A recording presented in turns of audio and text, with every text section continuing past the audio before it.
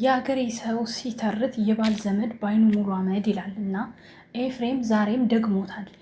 ጥሩ ነገር አይሸተኝም፣ ጥሩ ነገር አይታየኝም፣ የሰው ደም ይፈሳል፣ ደም እንፋሰሳለን እያለ ነበር መጨረሻ ላይ። እሺ ደም መፍሰስ እንዲመጣ ያደረገው ማን ነው? ያንተ ወንድም መሰለኝ እኮ 1 ዓመት ሙሉ አሸሼ ገዳሜ እያለ ለሩታ ስሜት አንድ ቀን ሳትጨነቅ አሁን በቀደም መተህ ደርሶ እንዳሳቢ ምን ስትል ነበረ? እባክሽን እያልክ እግሯ ስር ወድቀ ነበር። አየህ ማስመሰል የሚባለው ነገር ይሄ ይባላል። መጀመሪያውንም እግሬ ላይ ውደቅልኝ አላለችም። እግሯ ላይ መውደቅ ከቆረቆረህ አለመውደቅ መብት ነው።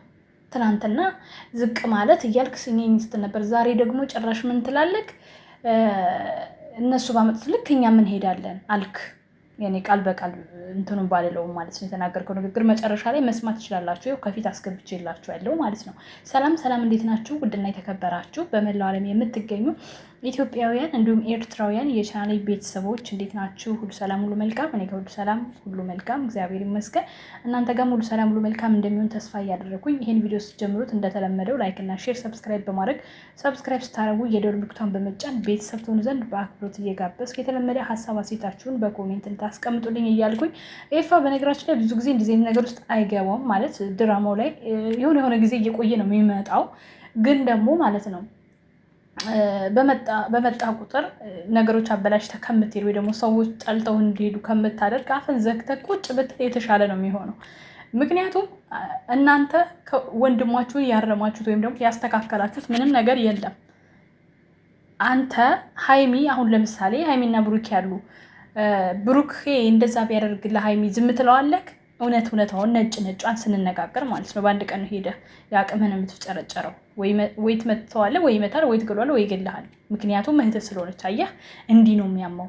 ሩታንም እህትህ አድርገህ ነው ማሰብ ያለብህ። ምክንያቱም ሴት ልጅ ናት።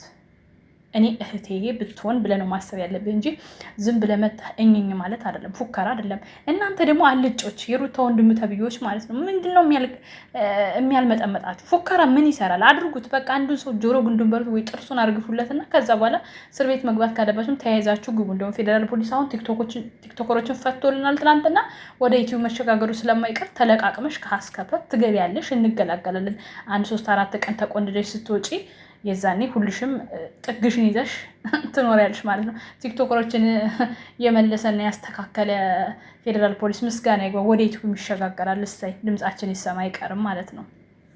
እና ማለት ነው ውድ ቤተሰቦቼ፣ ስለዚህ እናንተም አትሽለጥለጡ። በቃ ጎበዝ ከሆናችሁ ቆራጥ ከሆናችሁ በአፍ መለፍለፍ ሳይሆን በተግባር አሳዩቸው። አንዱን ገንጭል የሆነ ምድረ ይባለው አገጭን አርግፉለትና ከዛ በኋላ በስነ ስርዓት ወደ እናንተ ይመለሳል ማለት ነው። ኤፍሬም 1 ዓመት ሙሉ አብርሽ ከሴት ጋር ሲሆን የት ነበርክ? ተመለስ ብላ አንድም ቀን አልተቆጣህም። ማርክና ፈረንጁ ብቻ ናቸው እየተቆጡ የነበሩት። አንተ ዛሬ ነው የምታየው። ሩታ ሴት ልጅን ስለሆነች ነው። አንተም ለሴት ልጅ ክብር የለህም። ሩታዬ የኔ ጠንካራ፣ ሁሌም እወድሻለሁ። እውነት ነው። ሴት ልጅ ክብር ዝቅ ያደረገችው ሁላችሁ ሩታ ላይ የምፈርዱት ደህና ናቸው የሩታ ወንድሞች። ምን እነዚህ ፎከራ ብቻ ናቸው። እባክሽ ሄዳ ወንድ ቢበዛ ምን ዋጋ አለው? ልካቸውን ቢያሳዩቸው ሞች እንዲሆኑ ነበር። ሩታ ሁሌም ልክ ናት። ኤፋ ምን ነው ተንጨረጨርክ? ከሴት ሲዘላዘል ምን መስሎክ ነበር? ወንድም አሁንስ ስራ እስር ቤት አመላለስ። ከመጀመሪያው ጀምሮ የሩታ ወንድሞች ናቸው እዚህ እንዲደርስ ያደረጉት። ሲበዛ ወሬ ለቃቃሚ ናቸው የምትሉ ድራማ ቢሆኑ ለቤተሰብ ክብር ይኖራቸው። በትክክል ማሪ፣ አንቺ ገና አሁን የልቤን አገኘሽ። እኝኝ ማለት ይወዳሉ ሩታ ላይ። ትናንትና አንተ የሆንክ ነገር በጣም አናደኛል። አብርሃም ከሴት ጋር እየተለጣጠፈ አመት ሙሉ በጣም አይገርምም? ሩታ ትክክል ናት። አብርሃም ከዚህ ባይገባዋል። ትዳር ሲጀመር እኮ የዚችኛዋ እኮ ትዳር አይደለም መሞላፈጥ ነው የሚባለው፣ ውሽምነት ነው ጋይስ። ትዳርና ውሽምነት ለዩ እንጂ። ሩታዬ አይዞሽ፣ ህመሙ ይገባኛል። በተለይ እርጉዝና አራስ እንደዚህ አይነት ከባድ ነው እና አይዞሽ። አብርሽ ደግሞ እግዚአብሔር ልቦና ይስጥ። ምን ይሰጠዋል? ተደፍኖ ምንም ንግግር ስነ ስርዓት የሌለውም ኤፍሬም ተብዬው። መጀመሪያ ወንድምህ ያን ያክል ሲልከሰከስ የት ነበርክ? እውነት ኤፍሬም ትናንት ሩታን ያወራህበት መንገድ ስህተት ነው። በእልህ ሳይሆን በትህትና ለማስታረቅ ሞክር። ወንድምህን ግን ሞከረው። እንደ ባለትዳር እንደ ወንድ ቆፍጠን ይበል። በትክክል እንዴ! ሲጀመር እኮ ትናንትና ማለት ዛሬም እኮ ደገመው። ዛሬም እኮ ደም አንድ ሰው ደም ይፈሳል ብሎ ቁጭ አለ። ጭራሽ በዚህ ከተማ መጡ። ምን አንተ ኤፋ ትናንት ያስደብረህናል። ዛሬም እናንተ አሰሙም እየዘለላችሁ ነው የምትሰሙት። የሚገርመኝ ነገር እሱ እንደፈለገ ሲሆን ዝም ይላሉ። ሩታ የሆነ ነገር ስታደርግ ደግሞ ተሰብስበው ይመጣሉ። ያዙ ይልቀቁኝ ይላሉ። ፍትሃዊ ቤተሰብ ኢፍትሃዊ ቤተሰብ በትክክል የሩታና የአብርሽ ትዳር የህዝብ ሽንት ሆኖ ቀረ። ማንም እየመጣኝ ስለ ክብር መጀመሪያ እናንተ ወቁ።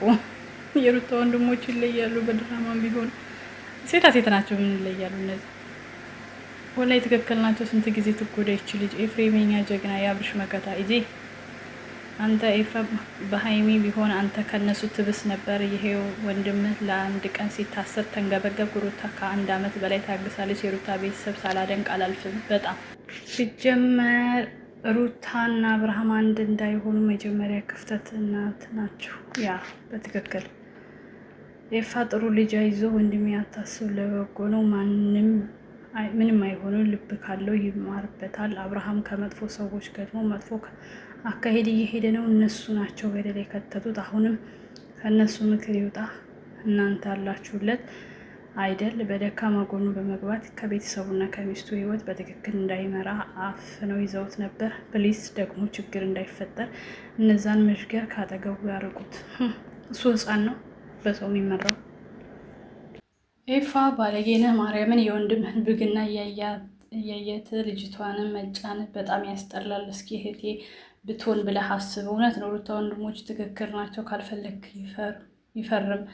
እኔ የምለው ያንተ ወንድም ትክክል ነው ብለህንን የምታስበው? እንዲያውም ማፈር ነበረባችሁ ማርያም በሚያደርገው ነገር። በጣም እንኳን አይደለም እንደዚህ ልከራከርለት እኔ በእነሱ ቦታ ብሆን እንኳን ልከራከርለት ቀና ብዬ ራሱ አላያትም ነበረ። የሚገርመኝ ነገር እሱ እንደፈለገ ሲሆን ዝም ይላሉ። ሩታ የሆነ ነገር ስትጀምር ደግሞ ተሰብስበው ይመጣሉ። ደጋረጉ የሩታ ወንድም ጀዝባ ነክ ኤፍሬም ተብዬ ወንድምህ ሲልከሰከስ ዛሬ የት ነበርክ? መቼ አብርሽን ተቆጣ ታውቃለህ? ወንድምህ እስር ቤት ሲገባ ግን አንተም አባትክም ያዙ ይልቀቁን ስትሉ ነበር። የአብርሽ ቤተሰቦች አስመሳይ ናችሁ በሙሉ። ሩታዬ ጀግና ናት። ኤፍሬም ተው፣ የሩታ ወንድሞች ልክ ናቸው። ወንድም ነህ ነው ትዳሩን የሚያስከብረው። የት ነበራችሁ እስከዛሬ? የሴት ጓደኛ አለ እንዴ? ደፋር ነገ ልጁ ያየዋል። የገዛ ልጁ ነው ጭንቅላቱን የሚለው። እንደዚህ አይነት ሰው ባይገባስ። ቆንጆ መልስ ነው የሰጡ እና ይሄ ነገር በዛች ቅሌታም ባለጌ ምክንያት ቤተሰብ ትልቅ ያለ መግባባት ይፈጠራል። ሩታ ምንም ጥፋት የለባትም። መናገር ማስተካከል ያለብን ወንድምን አስተካከል።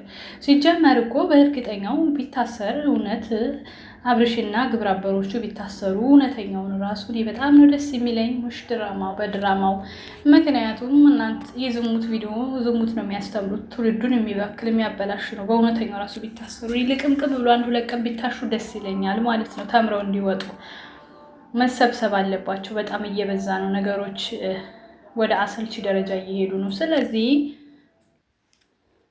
እናም ነገሮቹን ማስተካከል የማይቻልበት ደረጃ ስድርስ ያው ስር መርጣለች ሩታ። እንግዲህ የእውነት ራሱ ቀመስ ቢያደርጉት እነዚህ የጠገቡት የዩቲዩብ ዶላር ያሰከራቸው ሁላ ደስ ይለኛል። እናንተስ ደስ አይላችሁም?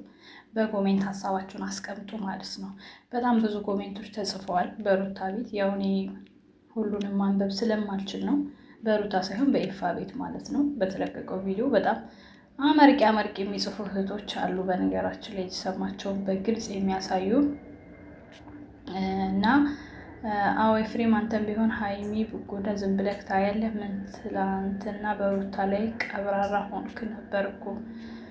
በአጠቃላይ እኔ የሩታ ወንድሞች ፉከራ ብቻ ሆኖብኝ ነው እንጂ የእውነት ቢያደርጉት ደስ ይለኝ ነበረ። ትናንት ሩታን ያወራህበት መንገድ ስህተት ነው። እንዲህ ዛሬስ ቢሆን ምንም ለንግግር ስነስርዓት የለህም። ኤፍሬም ተብዬው መጀመሪያ ወንድምህን ያዝ።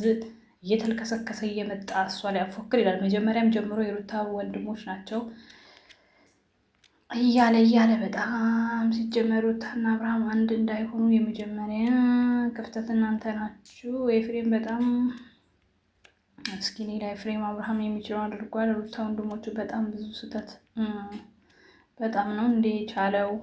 በጣም ሩታ እኮ ብዙ ታግሳለች ከእርግዝና እስከ መውለድ። ያኔ ያልተረዳችሁትም አሁን ሲታሰሩ ማለት ትክክል አይደለም። ሩታ ለፍቅር ከፈለችው ዋጋ ያስከፈላት ቢያማትም አስተውላ ነገጥሩ ትኖራለች። አብርሃም የዋህነት ዋጋ ከፈለ። አጉል ጓደኛ በጣም ነው እንዲህ ዋጋ የከፈለው። የኢትዮጵያ ውስጥ መንገድ ላይ ወጥተው ለቀሩ እነዚህ ማጅራት መቼዎች እጃቸውን ሊኖር ይችላል። ንግግራችሁ ስሙት፣ ህግ ግን የለም እንጂ ህግ አንድ ቀን ይመጣል ውዴ። ዝም ብለሽ ጠብቂ፣ እድሜ ከሰጠም ማለት ነው። ይሄ መገናኘታችሁ ትክክል፣ ነገር ግን ወንድምህ የሰራውን ስራ ትክክል አይደለም። ሁለቱም ለማስታረቅ የወንድሞች ጓደኞች ከሱ እንዲርቁ ማድረግ አለብህ። በተጣላ ቁጥር ሌላ ሴት መሄድ ትክክል አይደለም። በርታ፣ ለማስተካከል የምታደርገው ጥረት ጥሩ ነው። ቀጥል። ዋናው አብርሃም ትዳሩን የሚፈልግ ከሆነ ሁሉንም ትቶ ቤቱ ያስተካክል። ቢፈልገው ኖሮ ውዴ እየጨመረ እኮ ነው የሚሄደው። ለማንኛውም ብቻ ይወዳቸዋል። ላይክ፣ ሼር፣ ሰብስክራይብ አድርጉ። እሱ እየጨመረበት እንጂ እየቀነሰ አይሄድም። ዛሬ አበቃ ሲባል እስር ቤት ነው ያስተነፈሰው። የጓዳ እስር ቤት ነው ያስተነፈሰው ማለት ነው። ለማንኛውም በጣም ነው የምወዳችሁ። መልካም ጊዜ ይሆንላችሁ። ላይክ፣ ሼር፣ ሰብስክራይብ አትርሱ። ቻው ቻው።